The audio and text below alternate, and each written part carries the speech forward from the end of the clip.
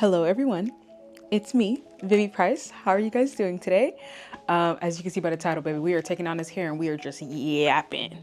I literally love like this new girl chat, yap with me. Yap is like my favorite thing to do, as you guys should know by now.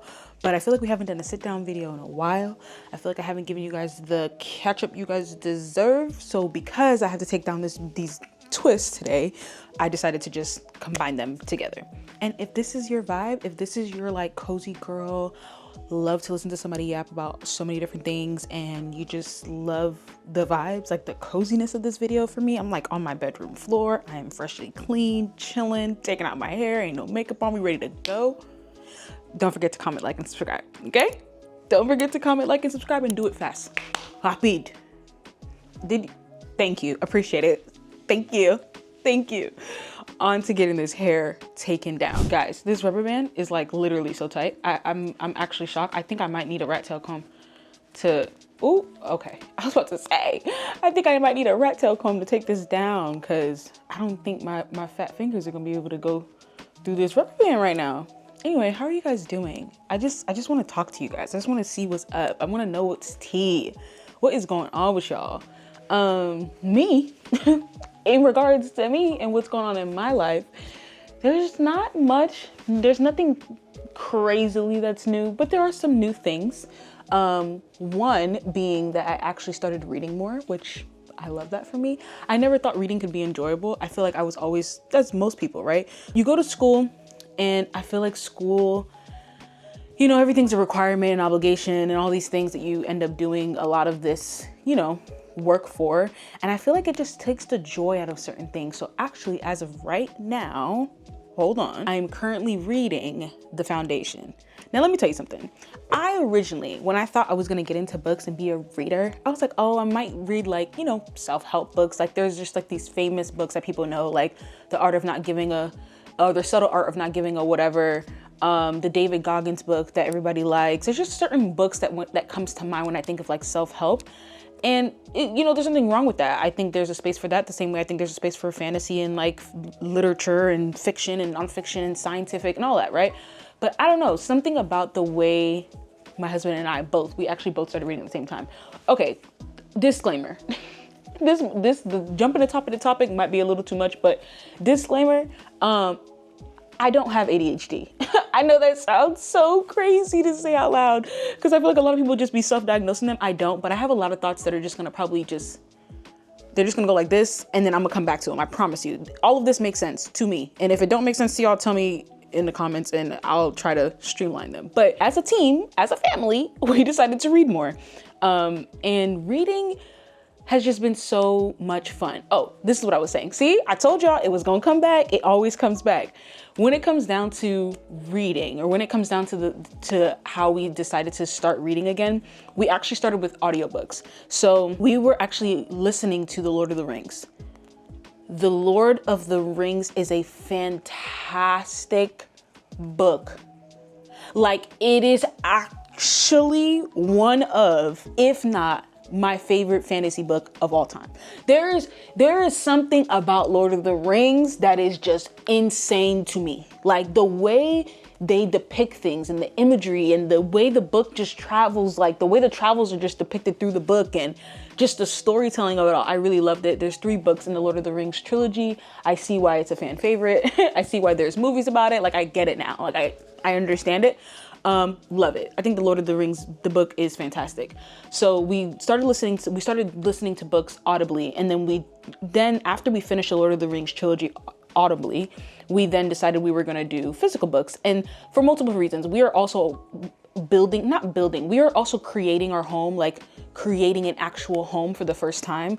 We did move from Florida to Washington, as you guys should know by now. And if you don't, go watch these videos that talk about all the life changes and all the things that got us to this point right now. We currently live in Oregon, but long story short, when we first moved, we were in a 1-bedroom. We were just happy to be kind of on our own. This is like our first real apartment. How old were we? We were 24, 25. Girl, time is escaping me. The pandemic did a number on my brain. Like, I don't even know how old I was at certain points. It's just trippy.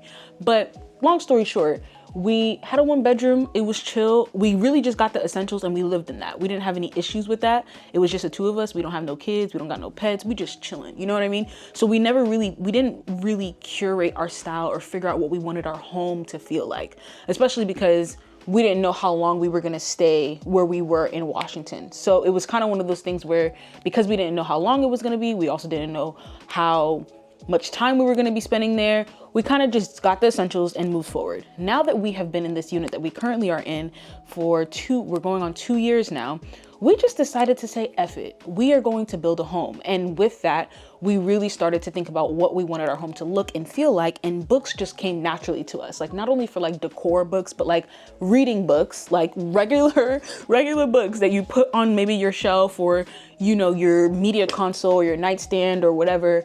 And, you know, they're just there and they honestly add a sense of decoration. If you guys watch my last vlog, my end of the year 2024 vlog, I talk about how I feel like I never knew that books could be so decorative. Like not just decorative books like the Tom Ford book. Don't even get me started on that. But I just feel like that book is overrated. Everybody has it. It's like, let's be creative. Let's actually do something different.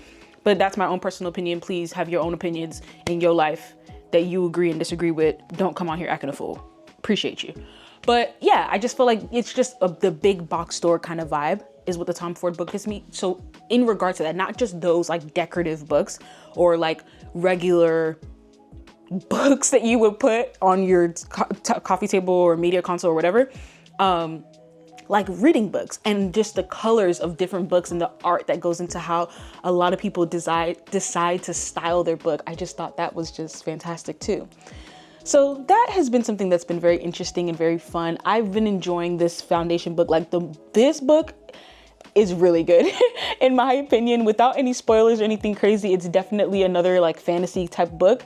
And I didn't know I was really, like I said, I didn't know I would be into fantasy books. I thought I would be like into like the self-help and the whatever, but like I love storytelling. Like I love being immersed in a story that makes my brain go, what is happening? I just love that. And sometimes it's not the self-help books. I mean, like I said, I think there's a place for that, like anything else, but sometimes it's not that. And right now, baby, it's not that for me. It is fantasy books all the way. I'm for it. I'm here for it. I am officially a fantasy book nerd. I don't really like the connotation that nerd comes with, so we're just gonna use a different word. I'm officially a fantasy book lover, and I appreciate them. And right now, this is my 3rd book that I've read, including the Audible Lord of the Rings. Well, read, Audible, that don't really make a lot of sense. Do it. This is my 2nd book that I physically read, and then my 3rd actual book being immersed in it and listening to the book and whatever, right? The first book that I actually read was Fahrenheit 451. That one was beautiful. That was a beautiful book as well. I really love that. I really love that book too. That one's not so much steeped in fantasy, but it has its layers. That book has its layers. You feel me? So that's been something that's been very, very new and very, very fun for me recently. Speaking of home updates, as you can see behind me, we have some cubes in our room. They're literal, actual cubes. And yeah, we've actually just decided to, like I said, go full throttle in designing our home and figuring out, like curating our space and what we want our home to feel like and to be like. So we've just been taking our time and figuring out those pieces. Like these cubes we originally saw in Benji Plant's home. And my husband saw them first. And then as soon as he showed it to me, I was like, oh, those would be perfect in our like aesthetic. Like literally, I would say our aesthetic is a mixture. It definitely leans more like Benji Plant's home. And shout out to him for all the content that he put out. Like, let's take a moment for that. And I feel really sorry for like how he, you know, him and amongst all the other people in LA that lost their homes. That's just devastating. Like the world feels insane right now. So our mixture of style would be definitely, it leans more Benji Plant, but with a twist on it, like with our own, obviously our own personal twist and what we want in our home. So yeah, we love the colors, we love the deep earth tones and things of that nature, but we also love the eclectic, very colorful homes as well. So we're just kind of finding our medium. We're just trying to figure out our balance. We're trying to find our footing in that. And it's been fun. It's been very stressful. My husband and I are very similar, but we're also very different. So like my way of designing things or styling things is really just copy and paste. Like if I see something on Pinterest and I like it, I'm gonna go find and hunt that thing down and then put it in my space and see how I like it. He's not like that at all. He's the complete opposite. He's like, I don't want anything from Target. I want to go to a vintage store. And I'm just like, this is complicated. This is complicated. I don't know, but most of it has been fun for sure, 1000%, because this is our first time doing this. Like, this is our first time doing this. So what do we expect? This rubber band is getting on my nerves. You guys have seen me playing with this rubber band for literally a full 2 minutes. I'll be right back. Outside of home creation, outside of just, you know, just trying to figure out our balance, do you guys remember my last year top of 2024 video where I was talking about my goals and the things that I thought I was gonna actually achieve? Y'all remember that? If you don't, I'll just put them in now. I don't know, let's put a couple things into perspective, right? Software engineering, wanting to do that. I'm a junior software engineer, front end mainly, but so on and so forth. Next thing, fitness goals, trying to figure out how we're gonna do that, what we're gonna do, why we're gonna doing it, our why, redefining our why, and making sure that when we go to the gym, we're actually paying attention and, you know, doing what we have to do in the gym.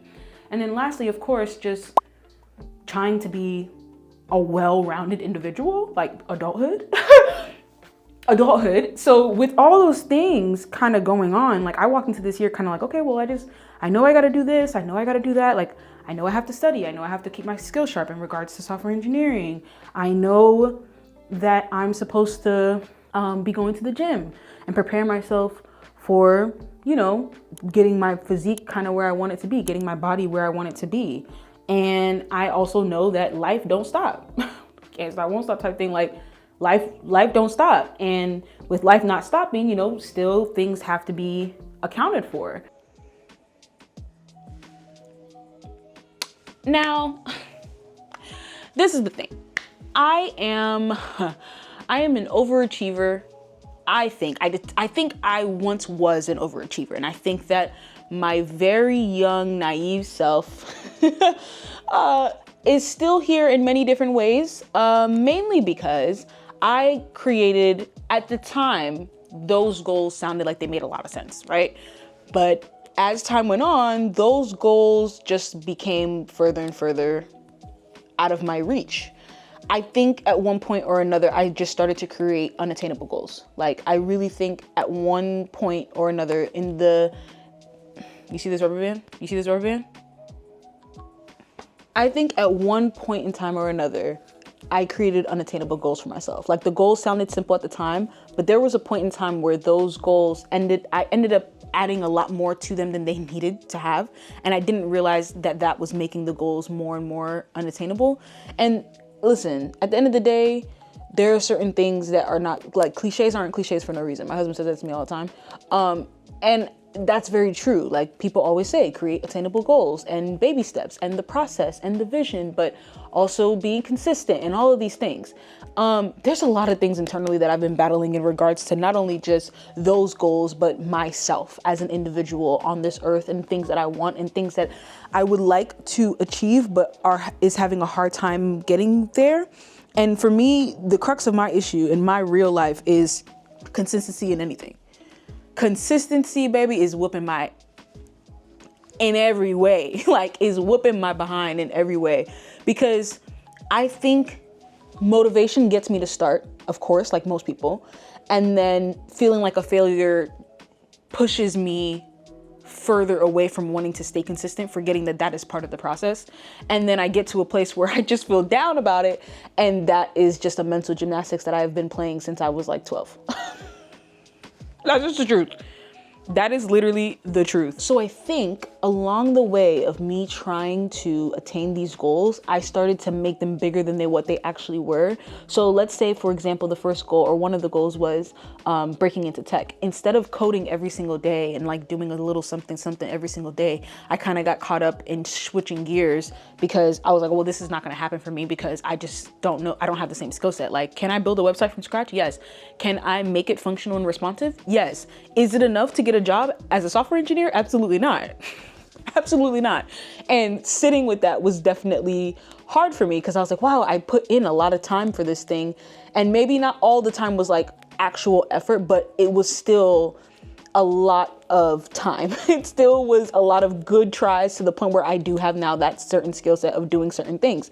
Instead of doing that, I started to become very defeatist, and I just didn't practice enough, and I just didn't do all the things that I felt like I should have or could have been doing to make it better. And I started to switch gears into a completely different space in my life. And that was, getting a job. And I got that, I achieved that, but I ended up getting a job in a field or in a place that doesn't really help where growth is concerned. I think there's just a limited amount of growth where I am currently. And that's not to say that I don't love certain aspects of my job. I do, but there's just a lot of aspects of it that I know for a reality. Like I don't know exactly how long this might last, as long as it's good. You know what I mean? If it's good and it's working, then baby, we're gonna keep it going. But if there's usually a point in time where you know, like, oh, this may not be it. And I just want to create more attainable goals this year. That is it. I want to keep things simple because I am an overcomplicator. I am an overanalyzer. I am deep as the ocean. Okay. I just tend to go from like 0 to 100 really quickly when it comes down to my vision, because I can see the vision so clearly, but I don't see the process. And I don't think I have the mental toughness to get through the process. And if you are the same person where you feel like you've been battling certain things where consistency is concerned, or we're just wanting to do things and you end up feeling a lot more or a lot less inclined to do it simply because you're going through a certain mentality around it, like your mental state is completely different from what you're actually trying to achieve, baby, me and you, we locked in. Okay. Me and you, twin, we locked in. We are locked in. And all I can say to you, the same way I can say to myself, is we're just going to create attainable goals this year. That's it. Baby steps, literally. We are just going to create attainable goals. Oh, not me playing with my mic. Oh, sorry guys. We're just going to create attainable goals this year. And some of them are reading, like just simple, like read as much as you want, read things that make that you like, read things that make you cry, read things that evoke an emotion, make you sad, make you happy, make you question, make you excited, like read just different things and find joy in that, and don't make it so complicated, right? That's definitely one of them. Another one is something a little bit more personal to me specifically. I am of Haitian descent. I am a Haitian American. I was born in America to two Haitian immigrant parents, and I do want to speak Creole better. I mean, I think I have a whole video that I want to craft for you guys in regards to like my actual goals of 2025, but girl, we are yapping, and this is what is the key is happening, okay? I really want to speak better Creole. I mean, I feel like there's something to be said about having a community that you feel a part of. Now, don't get it twisted or messed up ever. Haitians are mean. I could already see some of the Haitians child in the comments. If this ever goes anywhere, they're gonna be like, oh my God, why would you say that? I don't understand. Let me tell you something. Let me tell you something. Haitians, the culture in Haiti in a lot of ways can be a little bit mean. I think a lot of cultures have that. African people from Africa have that as well. A lot of Nigerians, Ghanaians, Benin, like Senegalese, a lot of them say similar things. Sudan, like I've seen other people from different cultures, different walks of life say very similar things. Anybody that has a very rich culture and that has a culture that has very strong traditions, like the Haitian one, baby, we as the kids of that, or the first gen of that, yeah, we got to deal with things that are a little bit different. Same thing with even Asians. Like there's a lot of East Asian people or people in the East Asian culture and in their individual cultures from East Asia. My goodness, English is whooping my behind. Also have very strong traditions that are very similar and that also deal with the exact same things that we are dealing with in the Caribbeans and in Africa. You know, it's like we're just dealing with the same things. So I feel like being the first gen of that, it can be really hard to want to be immersed in a culture that's gonna just kind of chastise you the entire time you're trying to get better at something. You know what I mean? And speaking Creole is one of them. Speaking Creole, yeah, baby, it's one of them. It is one of them. Because I'm not Haitian enough because I don't speak the language and I don't cook the food, but I'm around American kids and I'm not American, I'm Haitian. But there's no box for the in-between, right? And I do really truly love being Haitian. It's probably one of my favorite things about myself. I love the fact that I was born to two Haitian immigrants because I feel like I have a different perspective on life than I think a lot of people do. And I think a lot of Haitian kids say that a lot. I mean, just in general, the people that I follow, people that I think are great examples of that, like Jessie Wu, for example, say certain things along the lines of that, or have certain sentiments like that. And yeah, I just was never taught Creole formally. I understand it clear, like I know what you're saying, but speaking it back, like there's certain words that just don't, sound good to me. And I want to be able to just sound a little bit more fluent. But those are just two of the goals that I definitely want to create for myself. And just speaking of attainable goals, reading more is a very attainable goal. Find books that I love. I can't put the books down. So that was very easy. But in regards to speaking Creole, it's just one of those things where I think I just have to literally speak it more. So in my spare time, or when my parents do call me, because they do call me pretty often, talk to them in Creole and have them correct me, and like have people around me that speak it to me, and me being able to feel comfortable enough to speak it so I don't feel so uncomfortable about it. And everybody, I think, well, most people in my family kind of already know that I do want to speak Creole better, but I actually want to be intentional about that this year. And those two are, I think, very attainable goals in regards to goal setting, at least for 2025. Guys, we're gonna get back to the video, but I wanted to let you know that I forgot to turn my mic back on. I turned it off because I was taking out my hair and I didn't want like it to be on while I wasn't using it. So this next clip I don't have my mic on, but the audio is fine. I just wanted to give you guys a heads up. Anyway, back to the video.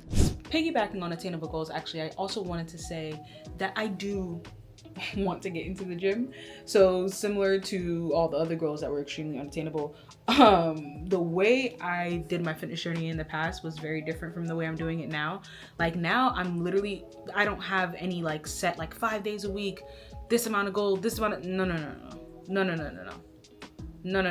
I'm not even tracking my calories. And as you guys know, if you don't, I have lost weight before with tracking calories, which I personally really like. I think it's a very, I don't know, some people say it's a little too much for them, and in some ways I do understand it. I don't want to track my calories for the rest of my life, right? But I do think in the beginning, really just getting a gauge of how much food you're eating and the calories of those foods is just, I think, important. So it really helped me in the past, but I'm not even doing that. I'm literally just intuitively eating. I'm taking my time, and I'm only giving myself a goal of going to the gym or moving my body at least 3 times a week. Now, the reason why I'm even making it more broad than actually going to the gym itself is because I'm actually not on a weight program right now. I do have a couple of programs that I already purchased that I would like to do this year, but I do want to be at least consistent with eating right, which has been my hardest journey, really. Like, I don't have any issues going to the gym. I can go to the gym 5 days a week, and I can literally do it for 6 months out of the year. I've done it before. I've done it for a while, but I have a problem with my nutrition. Like, I just like to eat. And that's another reason why I'm like, maybe I just change my fitness routine to accommodate the amount of food that I want to eat or the type of food maybe that I want to eat. Obviously, you want to stick to whole and healthy foods and, you know, cooking at home and all of that. But sometimes I want to make myself a burger, you know, and sometimes I don't want it to be, you know, 93%, 7% lean. Like, I want it to be maybe 80-20 or whatever. So anyway, you can still have all of those things in moderation, and I'm fully aware of that. But this time around, my fitness journey for the 3rd time around, it's just simple. And I just have to keep it that way for my own mental state. Okay? Do a little bit of a recap. My mother-in-law was in town for Christmas, and that was really good.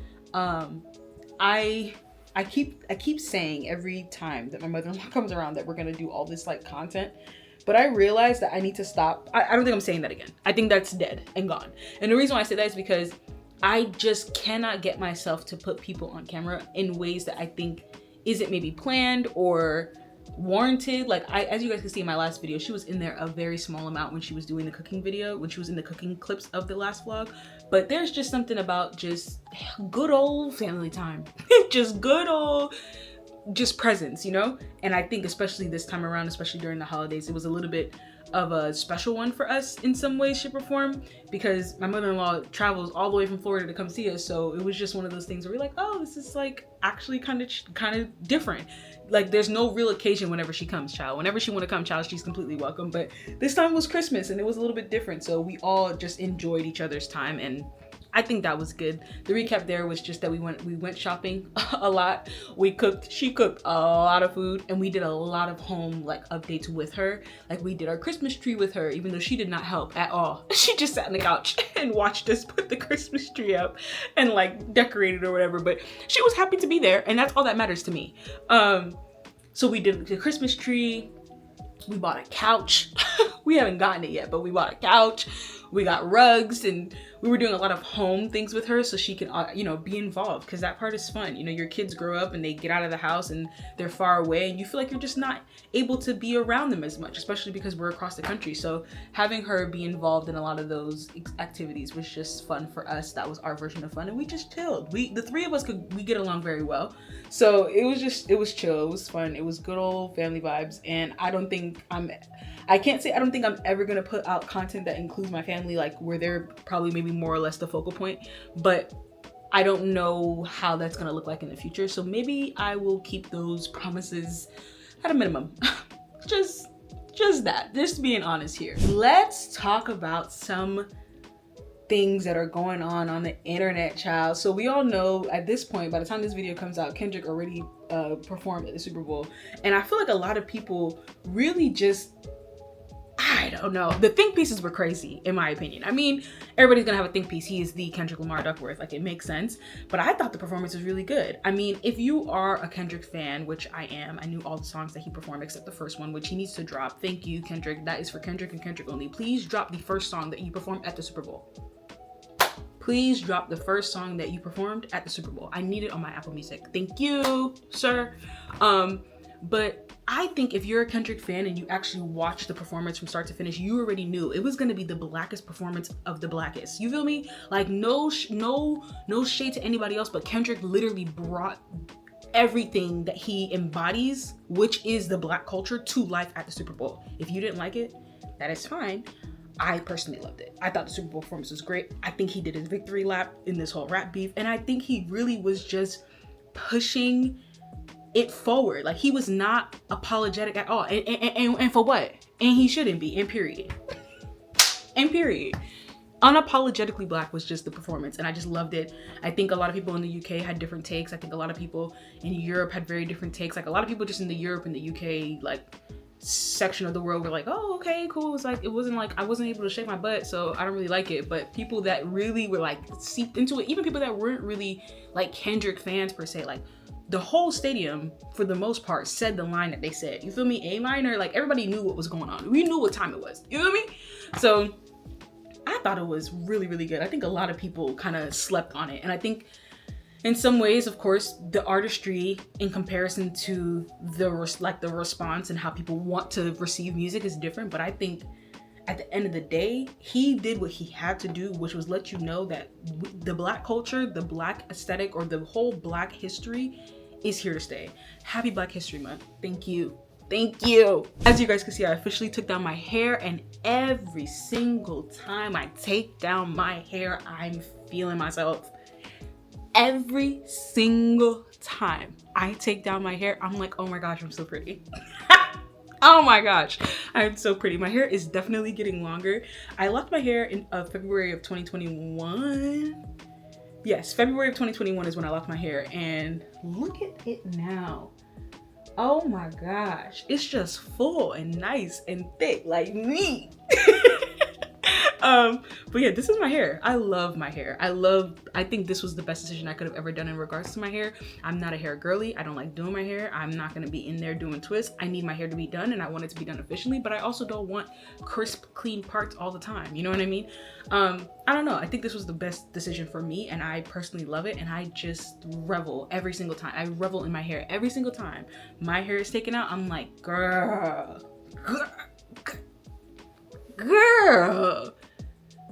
Who told you to look this good? And period. A couple other topics that I want to talk about are think pieces that people have on Valentine's Day. Ugh. Okay.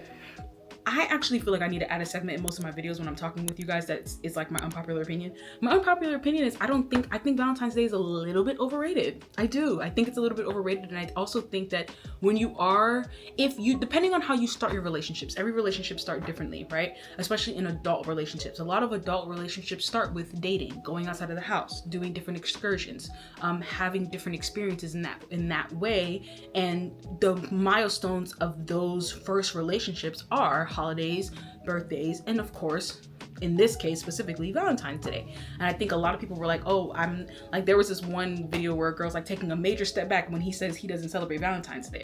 And I think, okay, I can kind of see where there's a little bit of like, you know, disdain for that, but I also can kind of see it on the other end. let's also be for real, okay? Let's just take a moment.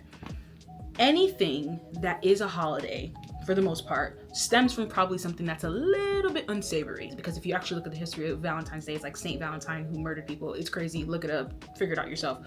But everything is kind of steeped in some history of some way, shape, or form that really is unsavory. Like blatantly wrong, and morally, ethically, wherever you find your morals, in my opinion, pretty wrong. And I just feel like having a day dedicated to love that's supposed to celebrate love without understanding the history, I think is a little bit weird, in my opinion. Like, just know why you're doing the things you're doing and not just following the wave, because sometimes the wave is leading you in the wrong direction. That's one. Two, if you celebrate it, you celebrate it. And if you don't, you don't. I don't think there has to be a bashing of the opposite opinions. But of course, we live in a world, everybody's gonna have a think piece. I mean, this is mine, so it is what it is, right? But I don't understand why it's so, like, people that fully like are like, Valentine's Day is the day for me. My husband and I, or my partner and I, my wife and I, we can go do this. This is how we celebrate Valentine's Day. And people are like, ew, oh my gosh, why are you guys doing that? You guys are capitalists. And it's like, one, a lot of things are steeped in that, right? Capitalism, that itself, like everything is gonna have a sense of that. Going out of your way to go buy things and be a consumer of things and purchasing things for a specific day that has really no other meaning besides whatever you make it is steeped in capitalism. It just is what it is. But I feel like I found a lot of people being haters on the other side. Like, when the people that celebrated Valentine's Day were like, oh my God, you know, showing it off. And I think other people that didn't celebrate Valentine's Day were like, oh my gosh, you guys are stupid. And I thought that was just crazy. Let people do what they want to do. If you celebrate Valentine's Day and you love Valentine's Day and you and your partner love Valentine's Day, then baby, you do that. Everybody else who doesn't. Like, my relationship, we don't celebrate Valentine's Day. It's not a big thing for us. We don't give up about it. Like, when people say every day is Valentine's Day, I feel like when you're in a happy, healthy, committed relationship, at least in my dynamic, my husband goes out of his way to ensure that I have literally every single thing I could possibly want. Literally. He goes out of his way. I don't have to ask him. I don't have to beg him. I don't even have to mention it. I can mention something one time and he will literally go out of his way to get it from me on a regular Wednesday. So for me personally, in my relationship, I'm very fulfilled without the consumerism or whatever of Valentine's Day itself. I mean, he's given me a home. I mean, that's my experience. But I also feel like I understand why people would like to celebrate it or think it's important to them, and that's completely fine. But I also want to mention Valentine's Day is not only for the partners or the coupled relationships. There's Galentines. Get your girls together, get your friends together. There should be, I don't know, another way of, you know, Galentine seems like the best like wordplay of Valentine, but like Guyentines, I don't really like that either. But I mean, it kind of is what it is. Like, get your homeboys together and celebrate each other. If you're gonna make a day an excuse to love on somebody, why does it have to immediately be romantic love? There are so many other types of love that you can experience that doesn't involve intimacy in that way, or intercourse is what I'm saying. Like, there are deep friendships that you can have intimacy with. Like, it's crazy to me that some people just don't recognize that or just don't acknowledge that. It's like, oh my God, well, if I don't have a partner, then I can't have a Valentine's Day. No, of course. I mean, be your own Valentine. Go on solo dates. Do things that make you happy as an individual instead of worrying about what everybody else got going on, child. I mean, everybody's gonna do what they want to do anyway. So why are you not doing what you want to do? Mind your business. I mean, I think that's the end of that. Just let people live and do what you gotta do, what you want to do, and just experience the love that you feel like you have in your life, because your mom loves you, your dad loves you, and if you don't have parents, you have people in your life that loves you. I was listening, I heard a quote, I think, not a quote, it was like a reel or like a short on Instagram or YouTube or something. I think my husband and I were watching it together. And it was, the most devastating thing in life is that people will never understand how loved they truly are. Like, somebody saw you today and your smile lit up their day. Somebody saw you today at work and they were happy to actually see you. And maybe that's not a form of like the obvious romantic love, but that is a form of compassion and care that I think a lot of people just overlook. A lot of people don't feel that kind of love. And a lot of people feel like if the love isn't what they define it as, or if it isn't doing the thing that they want it to do, like, let's say in this case, romantic love. If I don't have romantic love, then I just am not loved at all. Meanwhile, you probably have just the typical person or the average person, you probably have a couple of friends that actually care about you, or you probably have a couple of people that really are invested in who you are and have interest outside of themselves to see your best interests come to fruition. So I just feel like, let's just not bash people for doing what they want to do, but then let's also recognize a couple things, the history of certain things, the actions of other people don't define what you do, and doing what you feel like makes sense to you. Because at the end of the day, Valentine's Day, Tuesday, March 17th, a random day, like, is whatever you want it to be. It's literally whatever you want it to be. Literally. Anyway, guys, I feel like I chit-chatted with you guys enough. Thank you for being with me while I took down my hair. I actually washed my hair in the twist and then I took it down, and I think that's why the curls are not as like curly right now. But don't worry, baby, I'm gonna braid it up tonight and make it look real nice tomorrow, because I love when my hair is curly. It's like one of my favorite things. I love when my hair is straight, like when my locks are straight, but I really love when my hair is curly, because it kind of reminds me of my loose natural hair days when my hair was like curly and cute and whatever, but now it's just 15 million inches longer. But yeah, I hope you guys are feeling good. I hope you guys are having a wonderful day. I hope you guys are having a wonderful evening, daytime, moment, all of it, child. I wish you nothing but the best, and I can't wait to catch you guys next week. All right, I will see you guys next week. I will see you guys in the next video. I hope you guys are having a good one. Don't forget to comment, like, and subscribe. My name is Vivi Price on all socials. Bye.